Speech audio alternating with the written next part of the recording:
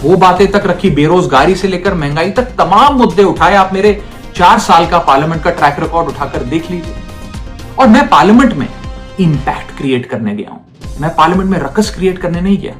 ये tax payer के पैसे से जो पार्लियामेंट चलती है, उस टैक्स पेयर के मुद्दे उठाने में पार्लियामेंट में गया।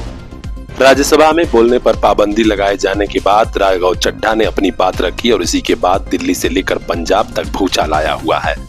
अब आम आदमी पार्टी बैकफुट पर है। हालांकि अपनी साख बचाने के लिए उसने 3 आरोप लगा दिए।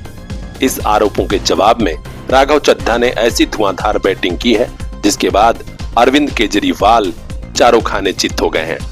जी हाँ, एक धुरंधर की तरह महाभारत चल रही है।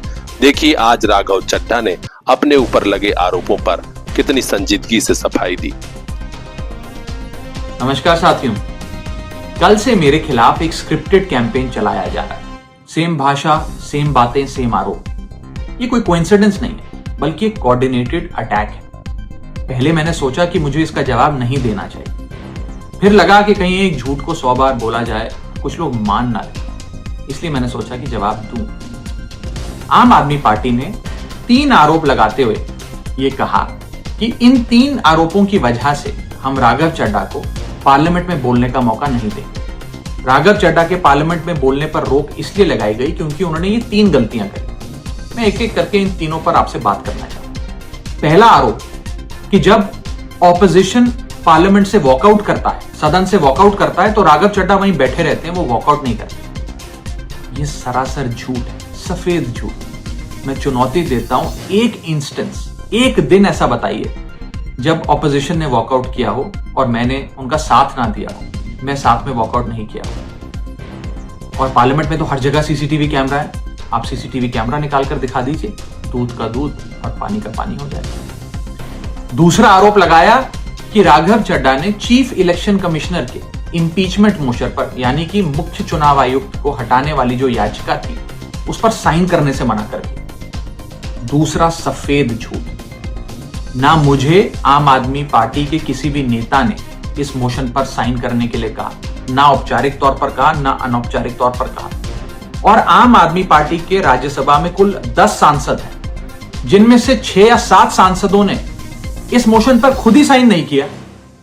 तो भला इसमें मेरी क्या गलती? खाली सारा दोष मुझ पर ही क्यों मढ़ा जा रहा है? और इस मोशन के लिए राज्यसभा में कुल 50 सिग्नेचर चाहिए होते हैं, यानी कि 105 विपक्षी सांसदों में से मात्र 50 सिग्नेचर से ये याचिका पूरी हो जाती। तो इतना शोर क्यों? और तीसरा आरोप जो मुझ पर लगाया गया वो ये था कि राघव चड्ढा डर गए हैं और इसलिए वो बेकार मुद्दे उठाते। पहली बात मैं बता दूं कि मैं पार्लियामेंट में शोर मचाने, चीखने, चिल्लाने, माइक तोड़ने या गाली देने नहीं गया। मैं वहां पर जनता के मुद्दे उठाने गया हूं, लोगों की बात करने गया हूं। और मैंने कौन सा मुद्दा नहीं उठाया?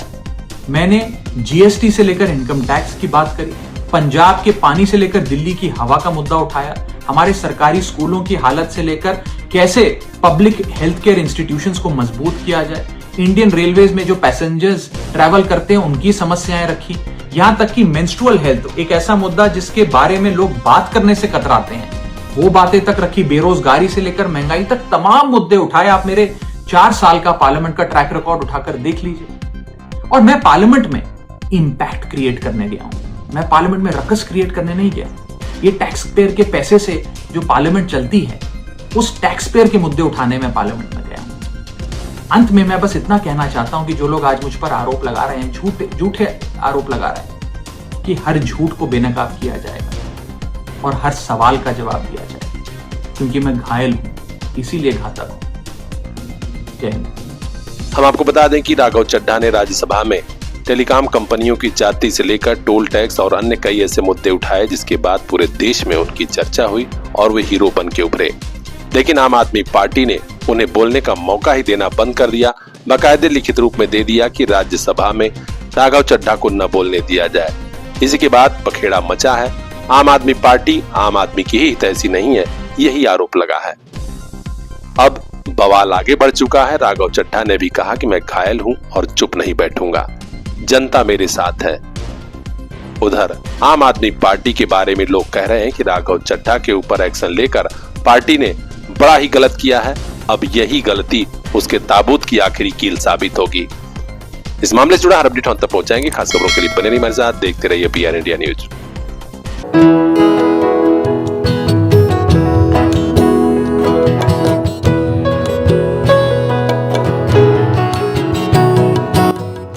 स्कूलों की भीड़ में सबसे अच्छा स्कूल लिटिल फ्लावर स्कूल, नई कॉलोनी बटखौली आजमगढ़। नर्सरी से क्लास 8 तक की मान्यता, English medium education, healthy atmosphere, खेल खेल में पढ़ाई। हमारी खास मुहिम संस्कार से सफलता की ओर। अपने बच्चों का भविष्य संवारने के लिए आज ही एडमिशन कराइए लिटिल फ्लावर नर्सरी स्कूल, नई कॉलोनी बटखौली आजमगढ़। 94 52 40 38 57। 2 बच्चों के एडमिशन पर तीसरे बच्चे का प्रवेश निःशुल्क। Little flower school. मुकम्मल हुए हैं ख्वाब, दाखिला जो मिल गया है। आजमगढ़ का सबसे अच्छा school Fatima public school, Shivaji Nagar, Hirapatti Azamgarh. Play group to class 8, CBSE pattern, English medium education. हम रखते हैं हर बच्चे का खास ख्याल। CCTV से लैस सुरक्षित कैंपस, आपके घर तक जाती है स्कूल की गाड़ी।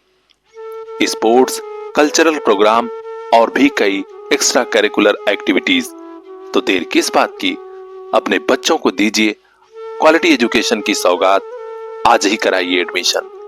Contact number 9918543217।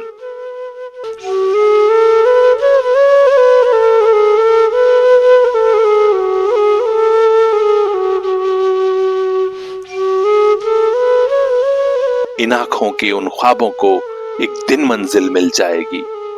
Fatima public school.